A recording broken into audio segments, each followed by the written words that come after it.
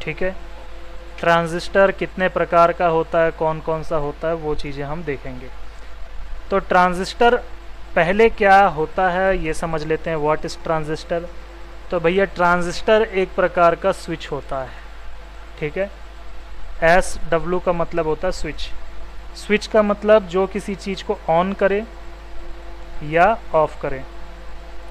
जो हमारे घर में बिजली के बोर्ड होते हैं, ठीक है, वो प्लग होते हैं, वो भी तो स्विच ही है ना।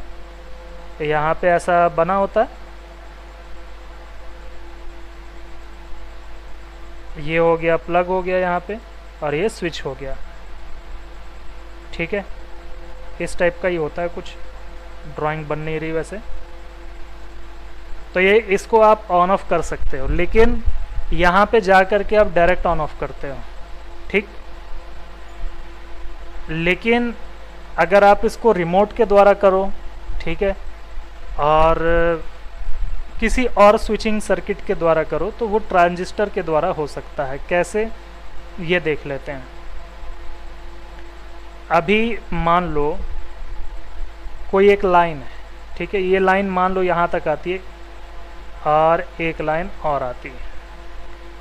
अब इस लाइन में आप ये समझो कि 440 वोल्ट है, ठीक है, या उससे अधिक है।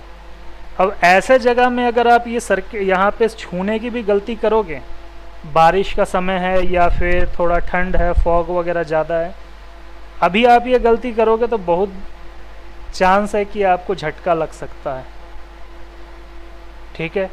क्योंकि उस समय क्या होता है, करंट प्लाज्मा के रूप में हवा में भी आ जाता है, ठीक है, क्योंकि मॉइस्चर ज़्यादा है। तो इस चीज़ से प्रोटेक्ट करने के लिए हम बनाते हैं ट्रांजिस्टर का एक सर्किट। फॉर एग्जांपल बीजेटी के साथ में मैं आपको एक बना के दिखाता हूँ। बीजेटी हो, जेएफईटी हो, छोड़ दो अभी के लिए, आप बस इसको ट्रांजिस्टर है बोल करके समझो।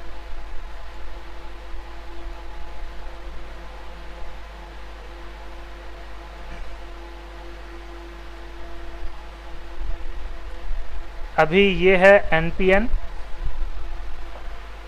इस वाले को कहा जाता है बेस, इसको कहा जाता है कलेक्टर, इसे कहते हैं इमीटर। अब यहाँ पर बैटरी लगेगी। बैटरी का सिंबल नहीं बना रहा क्योंकि कई बार कन्फ्यूज़न हो जाता है आप सभी को, लेकिन ज़रूरी है, मैं बनाऊंगा बाद में, अभी ऐसे समझो।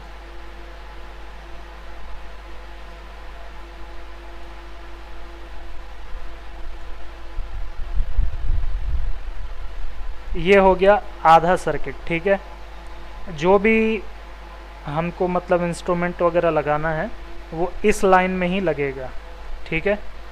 और यहाँ पे एक लगेगा लो वैल्यू का रेजिस्टेंस, लेकिन यहाँ पर एक और रजिस्टर लगेगा,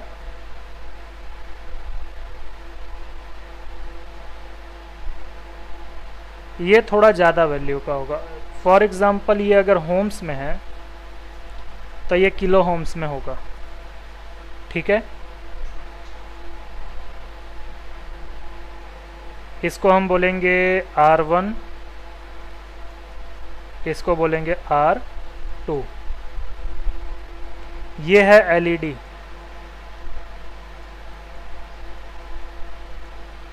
अब कैसे काम करता सर्किट ये समझो। कॉपी में लिखना है तो लिख लो।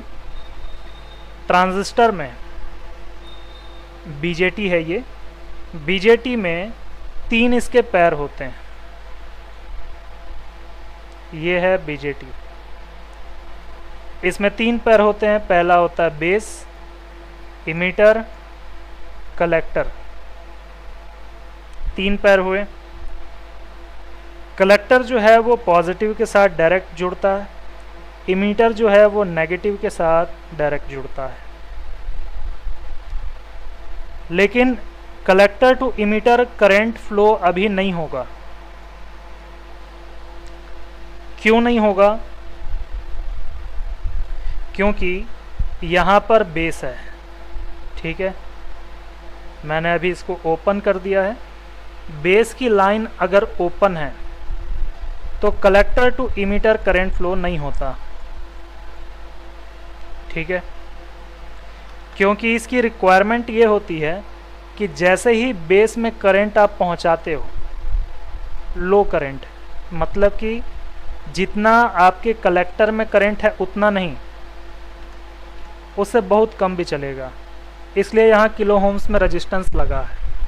तो यहाँ पे जैसे ही करंट आता है वैसे ही कलेक्टर टू इमीटर भी करंट का फ्लो होना शुरू हो जाता है,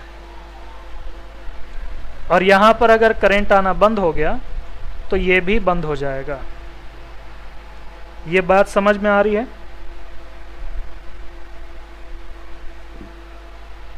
हाँ या ना बोलो। ओके,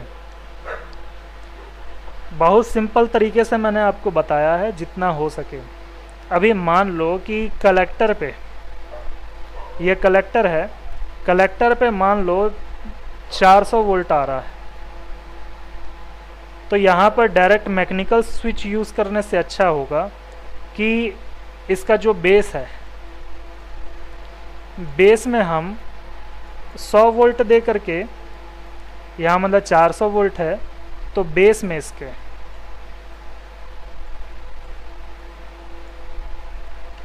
ये बेस वाले साइड में 100 वोल्ट दे करके या उससे भी कम दे करके इसको हम ऑपरेट कर सकते हैं, तो हमारे को रिस्क कम रहेगा, मतलब ज़्यादा वोल्टेज के संपर्क में नहीं जाना पड़ेगा हमको।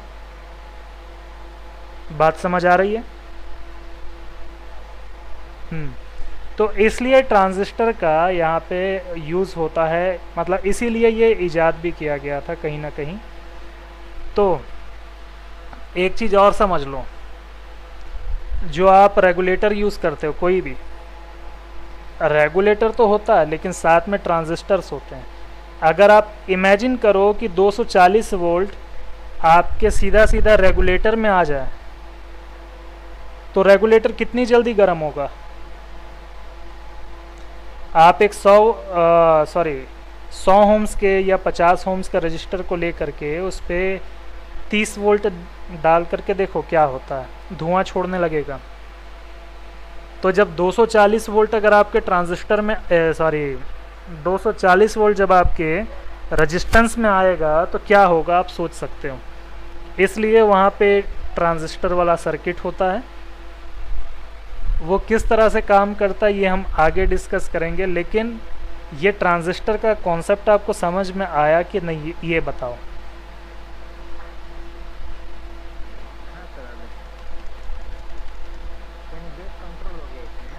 बेस कंट्रोल हो गया और कलेक्टर इसका सप्लाई लाइन हो गई, और जो इसका इमीटर है वो माइनस हो गया।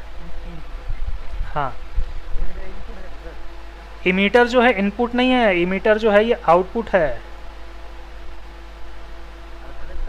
कलेक्टर है इनपुट।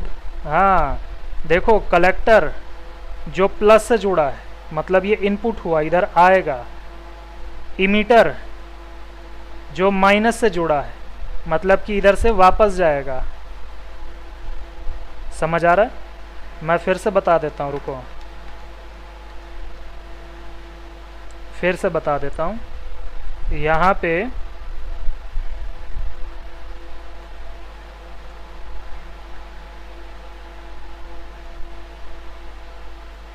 ये ट्रांजिस्टर बन गया, ठीक है। ऊपर वाला साइड कलेक्टर है, नीचे वाला साइड इमीटर है, और ये है बेस, ठीक है। और ये है जो ट्रांजिस्टर आपको दिखाई दे रहा है, ये एनपीएन ट्रांजिस्टर है। इसे कहा जाता है एनपीएन। एनपीएन क्यों बोला जाता है? क्योंकि इसको देखो, इमीटर को अंदर एक डायोड जैसा लगा, यहाँ पे चिन्ह बना, तो डायोड का ये जो माइनस मतलब ये जो नैरो वाला जो साइड होता है, ये क्या होता है? एनोड की कैथोड।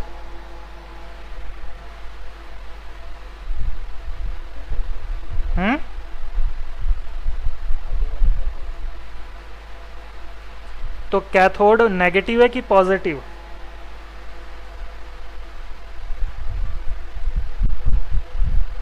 अरे बाबा, कैथोड पॉजिटिव है, नेगेटिव है। तो नेगेटिव का मतलब होता है एन, ठीक है। तो अगर इमीटर नेगेटिव हुआ तो कलेक्टर जो है ये इमीटर का अल्टरनेट होता है, तो इसलिए ये भी एन कहलाएगा। अगर कलेक्टर मतलब अगर इमीटर पॉजिटिव हुआ, पी हुआ, तो इसको भी पी बोला जाएगा। इस केस में, इस डायग्राम में ये इमीटर जो है वो एन है, नेगेटिव है, तो कलेक्टर को भी नेगेटिव ही बोला जाएगा। ये बात समझ में आ रही है? ठीक है। इसलिए ये वाला साइड, ये इमीटर वाला साइड एन है, तो कलेक्टर भी एन होगा। और बच गया ये वाला साइड, तो देखो ये एनोड है, ये वाला साइड, तो यहाँ से जा करके ये इधर को जुड़ता है बेस में, तो ये हो गया पी आपका। इतना समझ में आया? ठीक, तो ये हो गया NPN, ठीक है। अब इस सर्किट को, मतलब इस ट्रांजिस्टर को बोला जाता है BJT।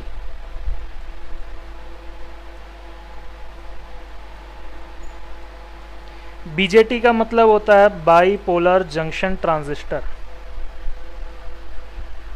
इसका फुल फॉर्म आप लिख सकते हो, बाईपोलर जंक्शन ट्रांजिस्टर। अभी के लिए मैं इसके नाम को यहां से हटा देता हूं। अब ये जो बाईपोलर जंक्शन ट्रांजिस्टर है, इसमें क्या हो, इसका शॉर्ट फॉर्म ही याद रखो BJT, क्योंकि दिमाग में रहना जरूरी है। लंबी लंबी चीज़ें याद रखने का मतलब नहीं है, जरूरी चीज़ याद रखो, इसको कहा जाता है BJT। तो BJT में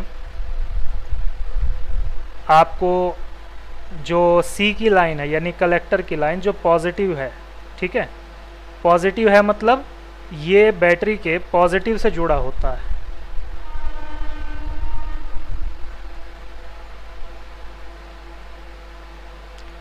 तो मेन सप्लाई तो आपके कलेक्टर पे आएगी, है ना? हाँ या ना बोलो, कोई नहीं समझ आ रहा है तो बोलो, मैं दूसरे तरीके से बताऊंगा। हाँ, यहाँ पे देखो अभी जादू होगा। कल किसी ने बोला था ना, हम आईसी को देख करके या उसके डाटा शीट को देख करके नहीं बता सकते कि इसमें क्या लगा है, इसमें BJT है कि मॉसफिट है कि FET GFET क्या है, नहीं बता सकते। वो तरीका मैं बता रहा हूँ आपको। कलेक्टर किससे जुड़ा है? मेन सप्लाई से, और इमीटर जुड़ा है माइनस से। तो इमीटर को आप ये समझो, ये जुड़ा है ग्राउंड से, ठीक है, यही चिन्ह होता है। और कलेक्टर है मेन सप्लाई। तो कलेक्टर के साइड को कहा जाता है VCC, इमीटर को कहा जाता है VEE।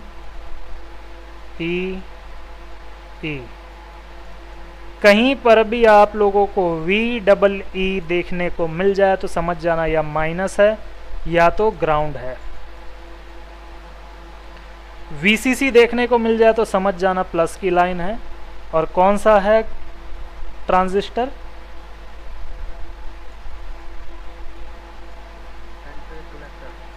है BJT। हाँ, अगर आपको VCC देखने को मिला या VEE देखने को मिला तो समझ जाओ कि कौन है, BJT अंकल है यहाँ पे, ठीक है। अरे बाबा, ये क्या हो गया? ये BJT है, समझ लेना। इतना समझ में आया? इसका कुछ प्रैक्टिकल देख लो यहाँ पर। ये जब तक हो रहा तब तक यहाँ पर अरे, ये जब तक हो रहा है तब तक एक चीज़ और दिखाता हूँ।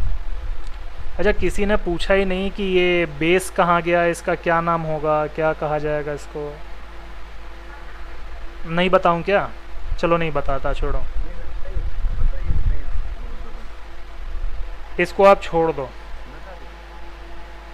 हाँ बता दीजिए। नहीं, मैं इसको नहीं बताऊंगा, इसको छोड़ दो। अच्छा, क्यों नहीं बताऊंगा वो भी बोल देता हूँ।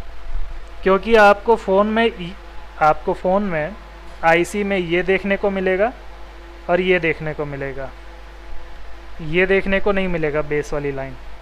ठीक है, बेस की जो लाइन होती है वो इंटरनली कंट्रोल्ड होती है, इंटरनली, एक्सटर्नली कंट्रोल नहीं होती। इसको दिमाग में बैठा लो, एकदम से बैठा लो, एकदम सही तरीके से। आपको मिलेगा वीसीसी वीईई, बेस का नहीं मिलेगा आपको। ठीक है, चलिए। हाँ हेलो। हाँ जी, बोलो बोलो। ये मतलब वो फुल फॉर्म इसका full form. BJT bipolar junction transistor, VCC voltage common collector या voltage collector collector, VEE voltage emitter emitter. पता नहीं क्या सोच के इसका फुल फॉर्म ऐसा बनाया इंजीनियर ने, मतलब इंजीनियर नहीं, साइंटिस्ट ने। बोलते समय हंसी आती है।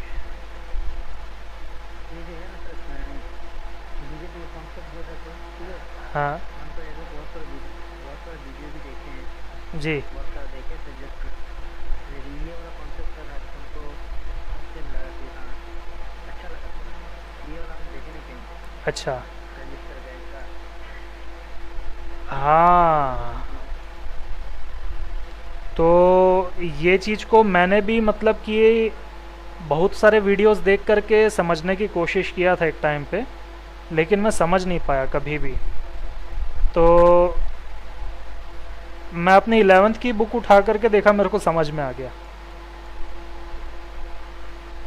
सच बता रहा हूँ, मजाक नहीं कर रहा। क्योंकि जो लोग बता रहे थे ना, वो अपने तरीके से बता रहे थे, सबका अपना तरीका। तो स्कूल की किताब में इसकी शुरुआत बताई जाती, बिल्कुल शुरुआत से। और उसके बाद में कुछ मैंने और वीडियोस फिर देखा, मतलब वो सीखने के बाद, वहाँ से पढ़ने के बाद में दोबारा से मैंने देखा और मेरे को फिर समझ में और जल्दी आ गया। ये तो सब स्कूली पढ़ाई हो रही है हमारी। ठीक है, ये एक आ गया मॉसफिट। ठीक है, मॉसफिट का फुल फॉर्म होता है metal oxide field effect transistor. एक मिनट,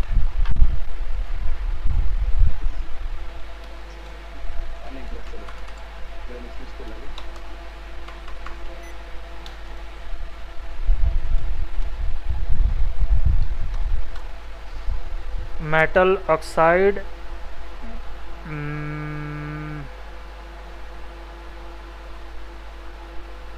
एस का क्या था, रुको तो, यहाँ पर आओ।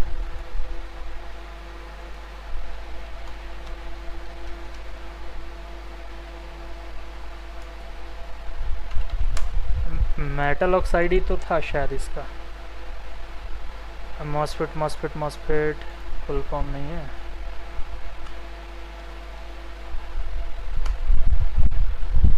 Metal oxide semiconductor field effect transistor. ठीक है, सेमीकंडक्टर। ठीक है, metal oxide semiconductor field effect transistor. इसका स्क्रीनशॉट ले लो, बाद में लिख लेना।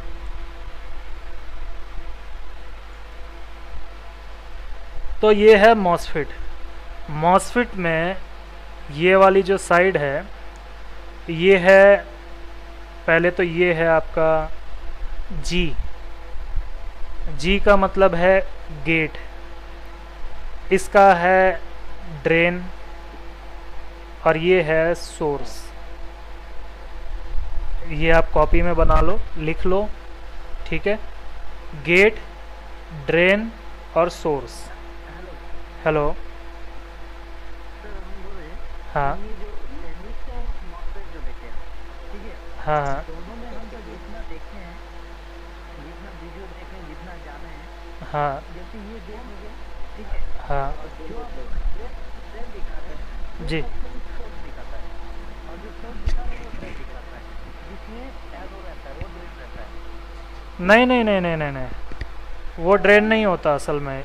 ड्रेन होता है ये परफेक्ट आपका डायग्राम है। और जैसे हम आपको बोल रहे हैं, ठीक है, हम्म। इसका इसका ट्रांजिस्टर का जैसे आउटपुट इनपुट हम बोलते हैं, हम्म। है ना, उसका ही सब वही वही चीज़ है आप, इसलिए हम्म। थोड़ा क्या बोलते हैं कंफ्यूज हो जा रहे हैं थोड़ा इसमें। ठीक है ना। ये आप देखें कि आप एक काम करो। केमिकल हाँ। कंट्रोल आउटपुट, हम्म। आप इसको देखो, ये इसके हिसाब से आप स्टडी करो। ठीक है, जो मैंने अभी बताया आपको, इसके हिसाब से स्टडी करो और फ़ोन में जा कर के उसको फाइंड करो। वहाँ पे आप देखना आपको कमी मिलती है क्या। अभी मैं आपको चेक भी कराऊंगा सारी चीज़ें। ठीक है सर। मेरा ये कंप्लीट हो जाए फिर मैं आपको चेक कराता हूँ। तो यहाँ पर ये है गेट, ड्रेन और सोर्स। ठीक है, तो जो ड्रेन है आपका ये जुड़ता है बैटरी के पॉजिटिव से,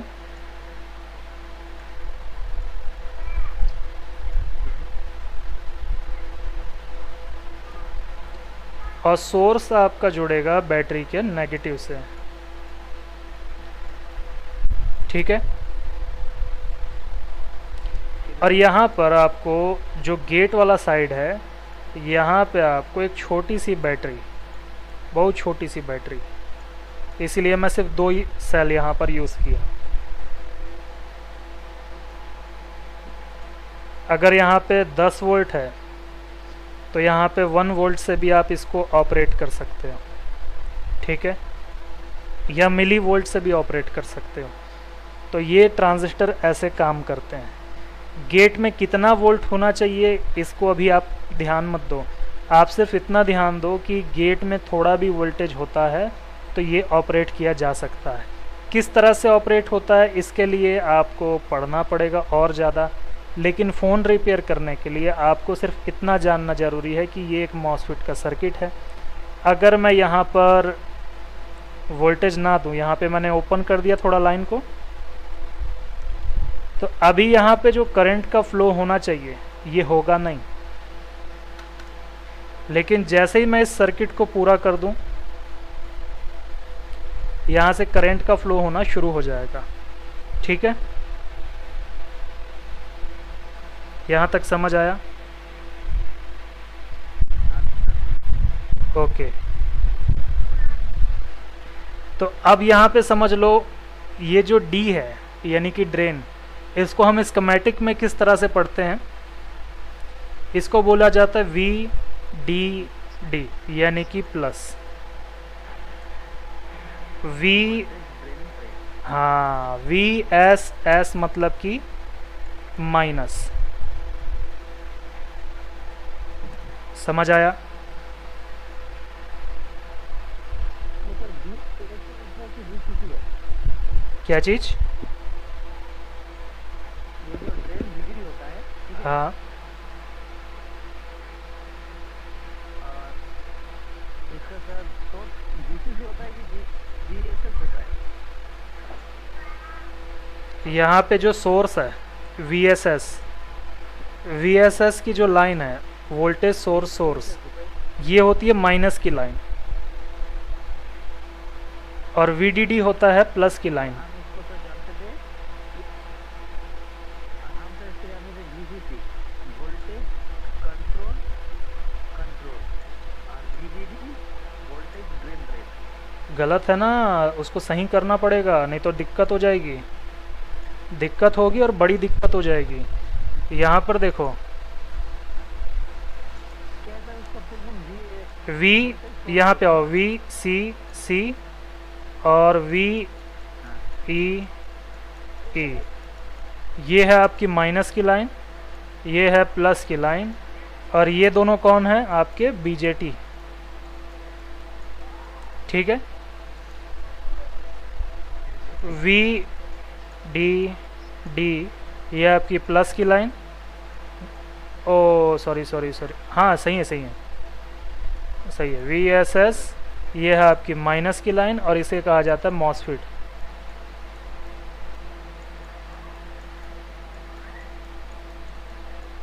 ये मॉसफिट हो गया आपका, ठीक है। हेलो,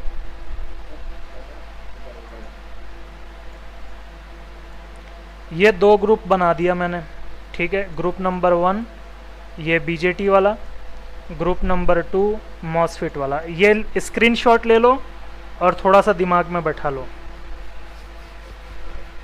बैठ गया दिमाग में? वेरी गुड, बहुत फास्ट हो। बेसिकली वो हम वही हम की sir PCC voltage collect to collector VDD voltage drain रहे। Hmm,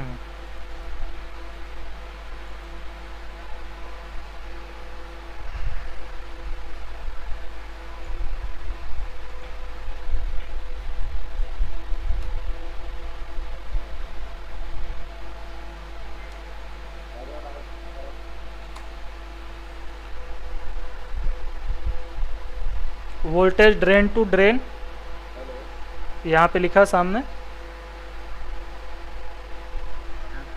voltage drain to drain, V C C voltage common collector, V double E voltage emitter emitter, ये सामने है, और वी एस एस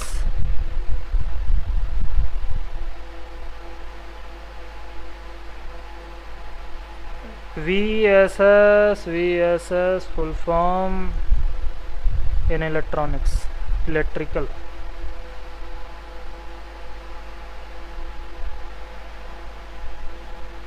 नहीं ये नहीं है, इसका फुल फॉर्म इन ट्रांजिस्टर करना पड़ेगा, MOS फिट। हाँ, वोल्टेज सोर्स सप्लाई, ठीक है, इसका फुल फॉर्म।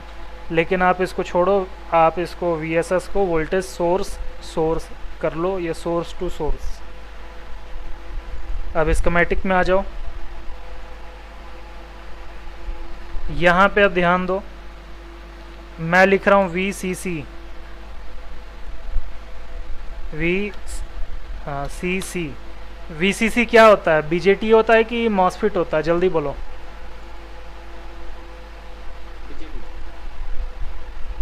ये आ गया BJT, ठीक है। ये आपका कौन सा IC है? U1500।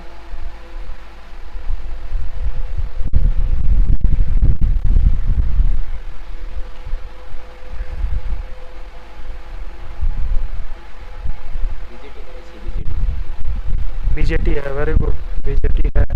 लेकिन IC कौन सी है?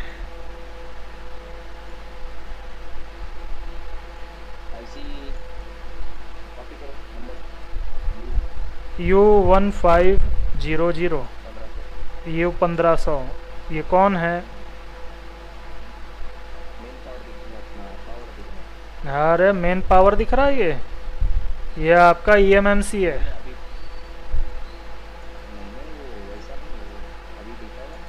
ये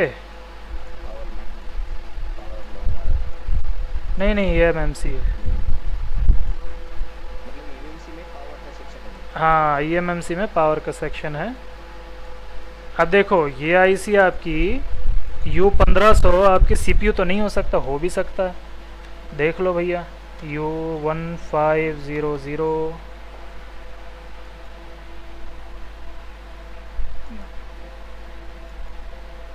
इतना ही है लाइन, बस इतना ही है, मतलब कि ये है आपका EMMC। अब यहाँ पे देखो VCC लिखा है। VCC का मतलब ये है कि यहाँ पर आपका BJT है। VDD VSS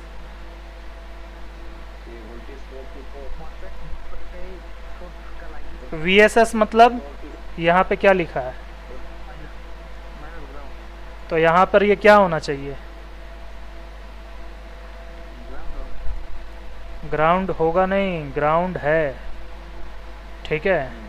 तो VSS कहीं पे लिखा होगा तो कंफ्यूज मत होना कि वोल्टेज तो नहीं है, समझ आया। VEE भी देख लो, VEE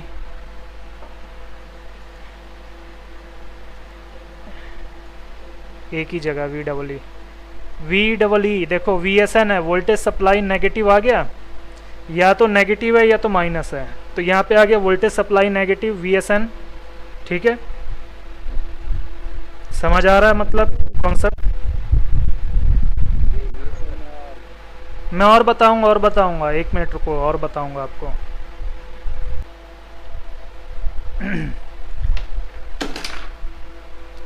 तो VEE का मतलब आपने जैसे देखा था कुछ देर पहले कि ये आता है VSN से, तो VSN का मतलब होता है वोल्टेज सप्लाई नेगेटिव। तो VEE का मतलब यही है कि यहाँ पर आपका लगा है BJT और उसके जस्ट नीचे AVDD की लाइन में आपको मिलेगा यहाँ पर MOSFET। तो है तो दोनों ग्राफिक की लाइन, तो एक जो है उसके एक जो आपकी ग्राफिक की लाइन है इसके लिए यहाँ पर आ रहा है BJT का वोल्टेज है, BJT के द्वारा, मतलब इसके अंदर BJT लगा है। ये मत बोलना कि ये BJT वाली सप्लाई, ऐसा नहीं बोलना, गलत हो जाएगा। ये यहाँ पर BJT है, इधर नहीं है, ये लाइन को BJT नहीं बोलना, ये अंदर BJT लगा VEE, मतलब कि जो डिस्प्ले कनेक्ट होगा उस डिस्प्ले की इस 34 नंबर की पिन पे लगा है BJT, 36 नंबर की पिन में लगा है MOSFET, ऐसे समझना है। अब इसके बाद आगे की कहानी देखो, और थोड़ा बता दूं फिर ये आपको और अच्छे से समझ आ जाएगा। ये eMMC है, यहाँ eMMC के अंदर लगा है VDD का मतलब है यहाँ पे लगा है MOSFET, 1 2 ये टोटल 9 MOSFET यहाँ पर लगे हैं। उसके बाद टोटल 18 MOSFET लगे हैं, दूसरे टाइप के MOSFET। उसके बाद में लगे हैं आपके 22 MOSFET, उसके बाद 3 MOSFET और 4। इसके बाद में यहाँ पे आ गया आपका BJT, तो यहाँ टोटल कितने हैं 5 और ये 6 BJT लगे हैं, सॉरी 5 है नहीं, ये 5 BJT फिर 5 और BJT MOSFET ट्रांजिस्टर eMMC के अंदर है। जी जी बोलो।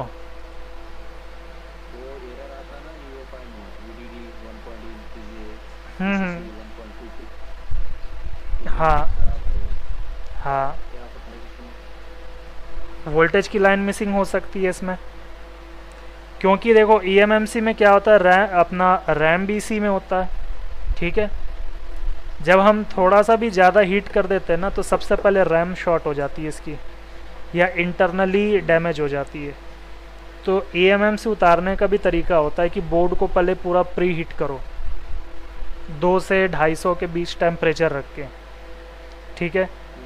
उसके बाद में जब आप उसको पूरा प्री हीट कर लो अच्छे से, उसके बाद 320 या 330 डिग्री रख करके आप उसको आराम से उठाओ, रीबॉल करो, आपके UFI में लगाओ, आपको कोई भी एरर वगैरह कुछ भी नहीं बताएगा, अगर IC पहले से ख़राब नहीं है तो। मेरे पास फ़ोन आता है, शील्ड निकालते हैं, ठीक है, कई लोग शील्ड निकालते समय ही इतना डैमेज कर देते हैं कि वो eMMC ख़राब हो जाती है उसकी, क्योंकि YouTube में काफ़ी सारे ऐसे रिपेयर बताने वाले हैं जो बोलते हैं कि देखो हम तो 400 डिग्री में शील्ड निकालते हैं, लेकिन आप मत करना ऐसा। स्टूडेंट को बोल ही क्यों रहे हो? जो व्यूअर है वो तो कुछ अनाड़ी भी है ना, उसको लग रहा है कि ये 400 में निकाल रहा है, बहुत आसानी से निकल रहा है, मैं भी निकाल लूँगा। लेकिन हमको क्या पता वो 400 डिग्री में निकाल रहा हो, उससे पहले उसने 138 डिग्री से उसको पहले से वहाँ पे कोटिंग किया होगा। हाँ, वो ट्रिक है उसकी, वो करके साफ़ कर देगा, डिसऑर्डर करके साफ़ सुथरा दिखेगा और डायरेक्ट उठा भी देगा, पता भी नहीं चलेगा वैसे। तो वही सब देखने के कारण क्या होता है, लोग बहुत ज़्यादा हीट कर देते हैं, ठीक है। इसलिए बोलते हैं ना, नकल करने के लिए भी अकल ज़रूरी है।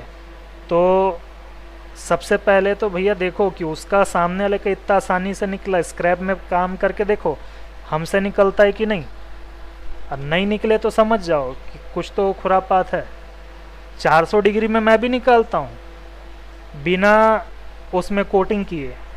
वो कैसे होता है, वो स्ट्रेट हीट देनी पड़ती है और शील्ड के ऊपर ऊपर देनी पड़ती है और खड़ी हीट पड़नी चाहिए।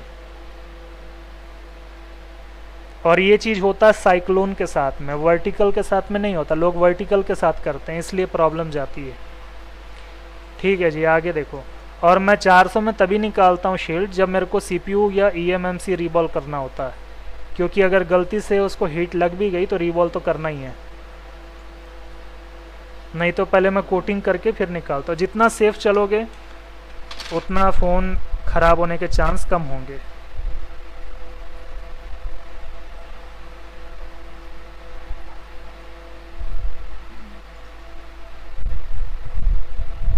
ठीक है, यहाँ पे समझ आया कि देखो यहाँ पे क्या क्या लगा है। VSS का मतलब होता है माइनस, तो ये ग्राउंड की लाइन होगी। आप देख ही सकते हो कि ये ग्राउंड की लाइन है। तो यहाँ तक आपको समझ में आ गया तो बोलो हाँ। तो इस क्लास का पार्ट 2 मैं शुरू करता हूँ। क्या स्टार्ट करें अब? ठीक है, इसके लिए मुझे एक डायग्राम चोरी करना पड़ेगा यहाँ से।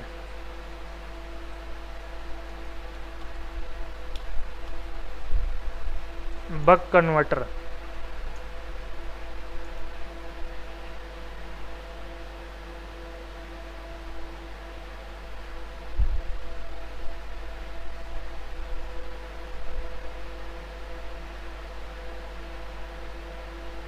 एकदम वेरी गुड डायग्राम, बहुत सुंदर सुशील डायग्राम,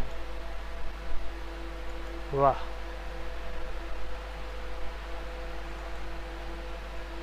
ये डायग्राम मैं क्यों पढ़ा रहा हूँ? इसको पढ़ाने का कारण ये है, इसके द्वारा आपको डायोड समझ में आएगा, इसके द्वारा कैपेसिटर समझ में आएगा, कॉइल समझ में आएगा, ट्रांजिस्टर समझ में आएगा।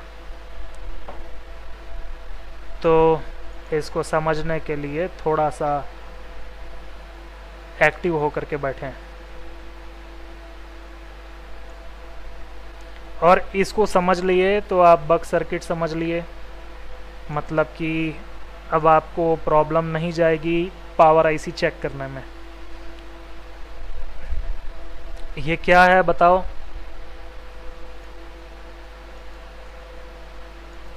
जल्दी बोलो, क्या चीज़ है ये? क्या चीज़ है? मॉसफेट नहीं है, बीजेटी।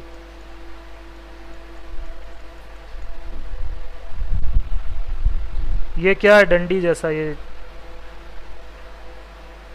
ऐसा आड़ी टेढ़ी लाइन क्या है? ये जिगजैग।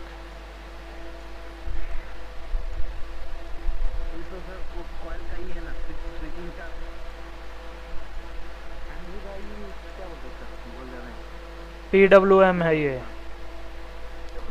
Pulse with modulation. ये फ्रीक्वेंसी है, पल्स है ये, ऐसे नहीं भूलना है आपको, याद रखना, रोज कॉपी पढ़ो। इसके बाद में यहाँ पर है ये आपकी कॉइल, L लिखा है ये L1, ये है आपकी कॉइल। बीजेटी हो गया। अब बीजेटी को ऑन ऑफ करने के लिए आपके पास यहाँ पे ये फ्रीक्वेंसी हो गई। ये फ्रीक्वेंसी जैसे ही यहाँ पे वोल्टेज बढ़ेगा तो ये ऑन हो जाएगा, वोल्टेज 0 होगा तो ये ऑफ हो जाएगा, फिर वोल्टेज बढ़ेगा तो ऑन, वोल्टेज 0 होगा तो ऑफ। इतनी बात समझ में आ रही है यहाँ तक? जब ये ऑन होगा तो यहाँ से वोल्टेज आगे बढ़ेगा, और जब ये बढ़ेगा तो यहाँ पे मैग्नेटिक फील्ड बनने लगेगी। कैपेसिटर जो है ये आपका चार्ज हो जाएगा, यहाँ पे प्लस प्लस प्लस बहुत सारा चार्ज हो जाएगा स्टोर। और जब ये फ्रीक्वेंसी यहाँ पे डाउन जाएगी, 0 होगी, तो यहाँ से करंट जाना हो जाएगा बंद। तो जब ये बंद हो जाएगा तो यहाँ से आपका जो कॉइल है जो चार्ज हो चुका है, अब वो आगे की तरफ डिस्चार्ज करेगा, वोल्टेज भेजेगा। समझ आ रहा है? तो जब ये आगे की तरफ वोल्टेज भेजेगा तो यहाँ से तो इसका रिलेशन हो गया ख़त्म। तो अब ये वोल्टेज आगे जाएगा, यहाँ पर ये इस्तेमाल हो जाएगा। इस्तेमाल होने के बाद जब ये वापस आएगा तो या तो ग्राउंड तो जा नहीं सकता क्योंकि माइनस से रिलेशन ख़त्म हो गया, तो ये ऊपर जाएगा डायोड के द्वारा। अगर ये चीज़ नहीं समझ में आ रही तो इतनी मगजमारी इसमें मत करना। आप बस अभी के लिए इतना समझो कि अभी मैं बक कन्वर्टर नहीं पढ़ा रहा हूँ, मैं सिर्फ एक एग्जाम्पल दे रहा हूँ। तो ये बक कन्वर्टर है, तो आपका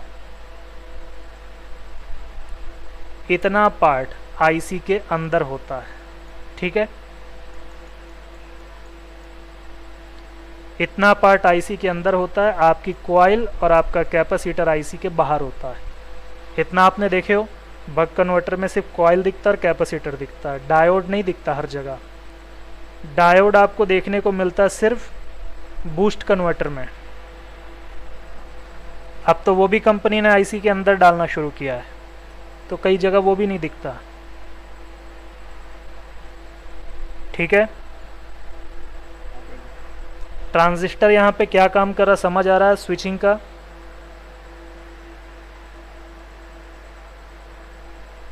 समझ आ रहा है कि नहीं? हाँ या ना बोलो। ठीक है, नहीं क्लियर समझ में आया तो ठीक है, नहीं तो मैं दोबारा भी बता सकता हूँ। हाँ ओके। तो यहाँ पे कॉइल का भी कॉन्सेप्ट समझे जो आपने पढ़े थे 2 दिन पहले। और यहाँ देखो कॉइल क्या है, एनर्जी को स्टोर करता है मैग्नेटिक फील्ड में, ठीक है। और ये स्टोर करता है, और जब इसको करंट मिलना बंद होता है तो यही मैग्नेटिक फील्ड आगे करंट के रूप में बढ़ने लगती है। इसी मैग्नेटिक फील्ड के द्वारा करंट बनने लगता है। इसलिए आजकल इतना ज़्यादा लॉन्ग टाइम तक फ़ोन चलता है इस्तेमाल करने के बाद भी। बस इतना ही कॉन्सेप्ट है। अगर ये आपको समझ में आ गया तो आज की क्लास यहीं तक है, ट्रांजिस्टर के बारे में और अपना जीएफईटी और बीजेटी के बारे में। हाँ, बीजेटी और मॉसफेट के बारे में। मैंने जीएफईटी और एफईटी नहीं पढ़ाया क्योंकि अगर आप मॉसफेट समझ लिए तो जीएफईटी और एफईटी आपको पढ़ने की ज़रूरत नहीं होती, ठीक है। ओके, तो ये थी आपकी मॉसफेट की क्लास, ठीक है। आज आपने जो चीज़ पढ़े हो इसको दोबारा से आप पढ़ो, ठीक है, अपने नोट्स बनाओ। और अगर आज की क्लास में कुछ भी लगता है कि नहीं समझ आया, दोबारा समझना चाहिए, तो पूछो। कल मेरे से पूछ सकते हो, मैं आपको कल बता दूंगा, ठीक है, या जब भी आपको लगेगा। लेकिन कल ही पूछ लेना क्योंकि परसों मैं आपको पढ़ाऊंगा क्रिस्टल के बाद में आपकी स्टडी शुरू होगी बक और बूस्ट कन्वर्टर की प्रॉपर स्टडी। उसके बाद में I2C, SPI और उसके बाद मीपी डाटा, फिर सेक्शन वाइज स्टडी शुरू होगी।